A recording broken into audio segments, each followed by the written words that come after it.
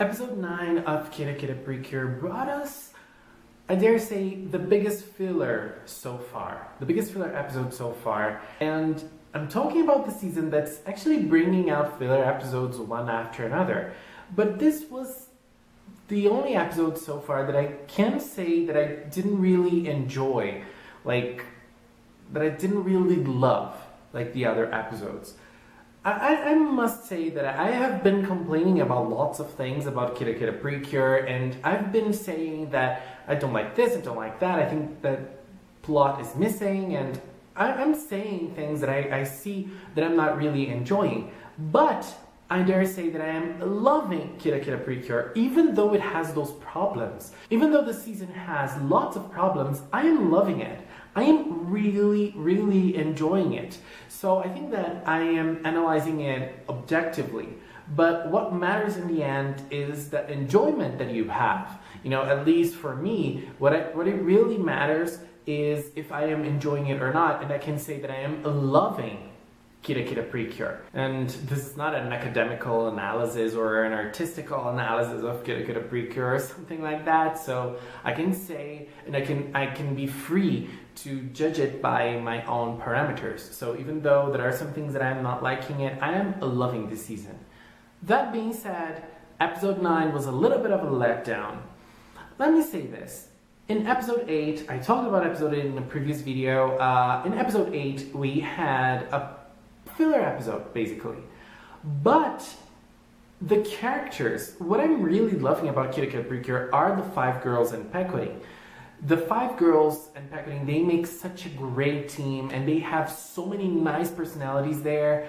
The team that is working on KIRAKIRA Precure, the creators, the writers, the animators, they can do so much with those 5 characters. They can work on so many different things with them, and I don't know how they're dealing with this, but they can have a blast by working with this season because the characters are so good. And I don't know, the overall design, the costumes and the design of the characters, the design of the backgrounds, I am loving everything about it. But I think that the episode 9, the biggest problem with episode 9 was that it was underperformed, underdeveloped.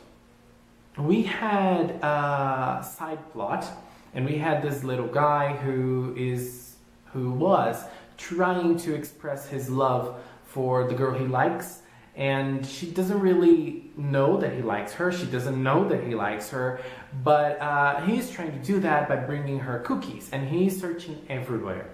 Obviously, the monster of the week was also searching for cookies. The monster loves cookies, and the monster was eating everything, so that the guy was not able to find cookies. So obviously the girls come in and help him with that. They bake cookies for him, and he becomes very happy, and we have a little background on him and how he actually developed his feelings for this girl.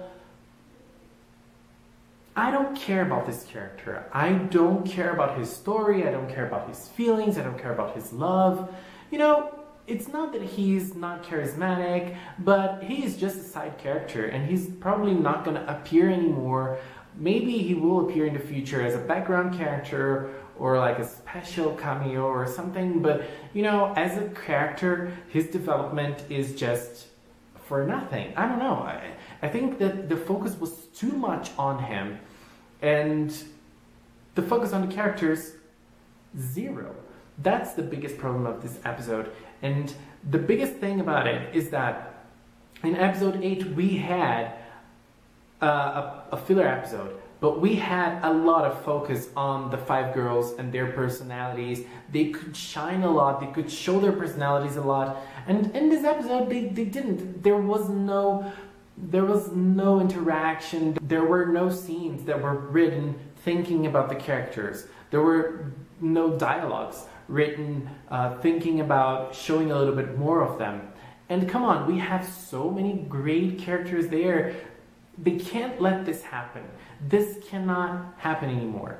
There was so much focus on this little boy and his story that the girls were left behind.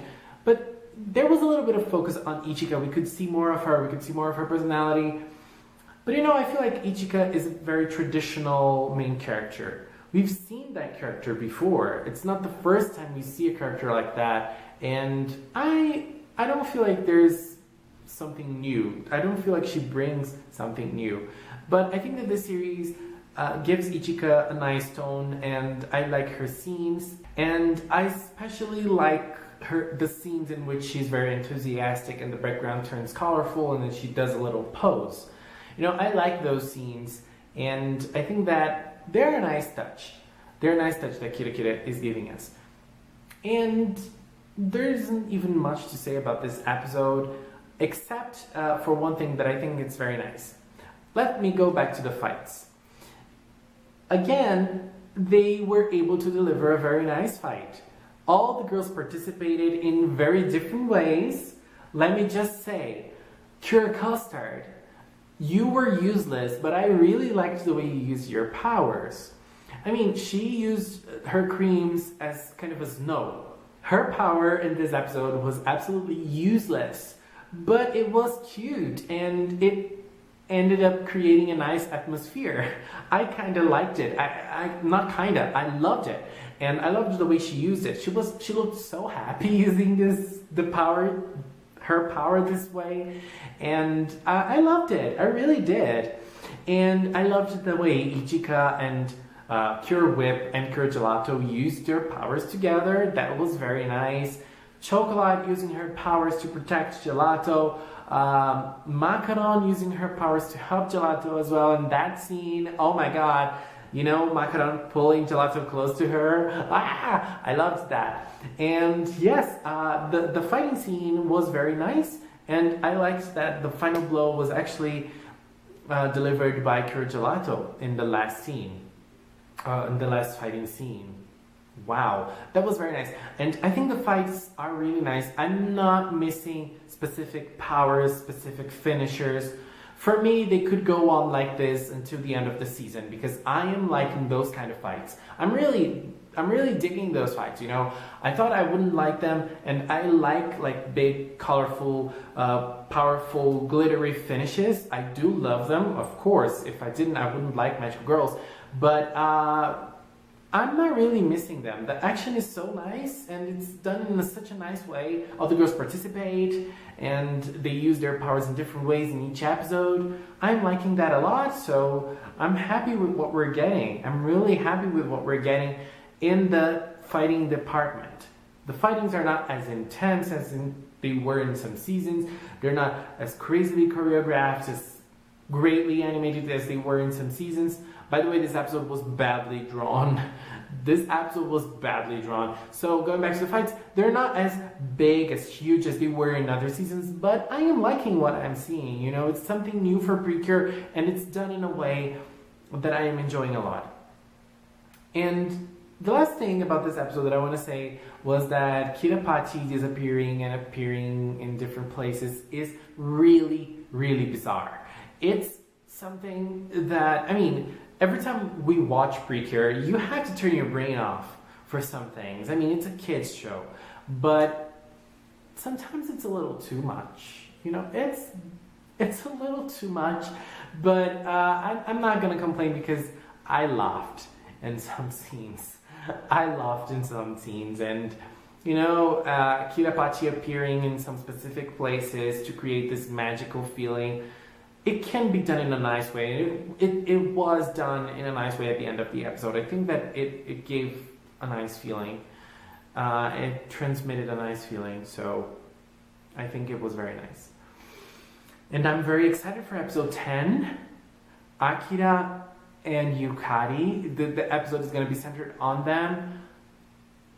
This is going to be...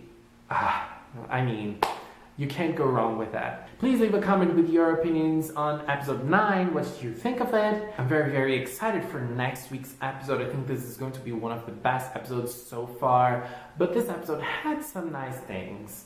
Yeah, it had some nice things. This time I am using as a background my Ayumi Hamasaki poster.